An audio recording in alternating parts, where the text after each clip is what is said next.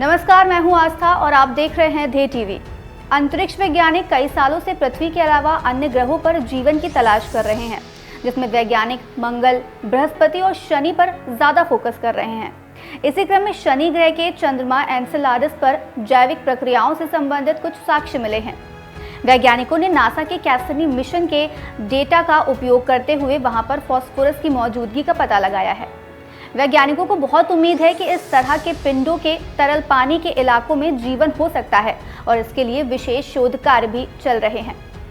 बता दें कि एनसेलाडस शनि का छठा सबसे बड़ा चंद्रमा है, जिसका व्यास लगभग 500 किलोमीटर का है। ये चंद्रमा पूरी तरह से बर्फ से ढका हुआ है, जिसके कारण ये सौरमंडल का सबसे चमकीला चंद्रमा कहा जाता है। अब क्योंकि यहाँ पर फास्फोरस मौजूद होने के बारे में पता चला है, ऐसे में सबसे पहले जान लेते हैं कि ये फास्फोरस क्या है। फास्फोरस मोम जैसा एक अधातु पदार्थ होता है, जिसमें से लहसुन जैसी गंध आती है। वैसे तो ये रंगहीन होता है, लेकिन कई बार ये हल्का पीला जैसा दिखाई देता है। काफी प्रक्रियाशील होने के कारण जैसे ही ये ऑक्सीजन के संपर्क में आता है तो ये जलने लगता है। अब क्योंकि हवा में भी ऑक्सीजन होता है, इसलिए हवा के संपर्क में आने पर ये आग पकड़ लेता है। नम हवा में लगभग 30 डिग्री सेल्सियस पर यह खुद ब खुद जल उठता है। यही कारण है कि इसे पानी में डुबो कर रखा जाता है। अब सवाल है कि फास्फोरस मौजूद होने से जीवन की संभावनाओं का पता कैसे लगाया जा सकता है। दरअसल फास्फोरस जीवन के लिए महत्वपूर्ण होता है, क्योंकि ये जीवाश्म के अधिकांश भागों में मौजूद होता है।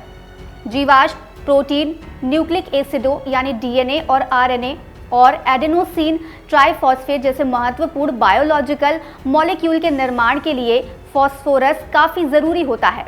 इसका मतलब ये हुआ कि अगर वहाँ पर फास्फोरस है तो ये संभव है कि इसका अवशोषण कभी किसी ज़माने में जीवाश्म द्वारा किया गया हो, या अगर हम वहाँ पर जीवन की कल्पना कर रहे हैं तो भी हमें फास्फोरस की आवश्यकता ज़रूर पड़ेगी।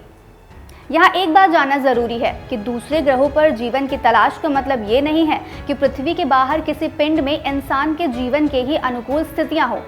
शोधकर्ता का कहना है कि वे पृथ्वी के निर्माण करने वाले तत्वों की खोज कर रहे हैं, जिसमें जैविक अणु, अमोनिया, सल्फर आदि तत्वों के साथ जीवन का समर्थन करने वाली रासायनिक ऊर्जा भी शामिल है।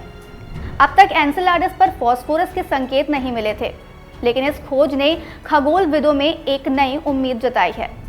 आज इस एपिसोड में इतना ही। हम फिर हाजिर होंगे एक नए एपिसोड के साथ। तब तक के लिए मुझे दीजिए इजाजत। नमस्कार।